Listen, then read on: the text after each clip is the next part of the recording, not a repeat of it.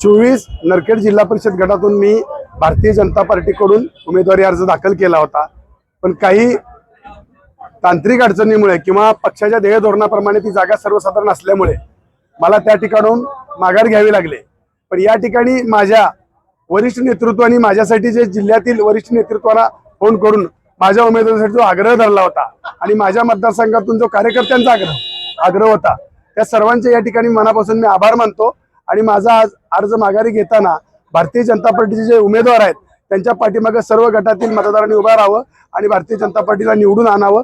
आणि या ठिकाणी सर्व भारतीय जनता पार्टीच्या मोहोळ विधानसभा क्षेत्रातील उमेदवारांना जास्तीत जास्त संख्येने कसं मताधिक्याने निवडून आणता येईल यासाठी आम्ही इथं प्रयत्नशील राहू। 26 कोकरापूर जिल्हा परिषद निवडणुकीसाठी भारतीय जनता पार्टीकडनं मी इच्छुक म्हणून प्रयत्न करत होतो। पक्षाच्या कामामध्ये गेली 39 वर्षात या ठिकाणी तालुक्यामध्ये काम करत होतो आणि त्यामुळे ओबीसीचं आरक्षण पडल्यापासून सर्वांची अपेक्षा होती की या ठिकाणी मी उमेदवारी करावी, यासाठी सर्वांचा आग्रह होता आणि म्हणून या सगळ्या गावांमध्ये प्रवास करून फिरून या ठिकाणी मी माझी उमेदवारी दाखल केली होती।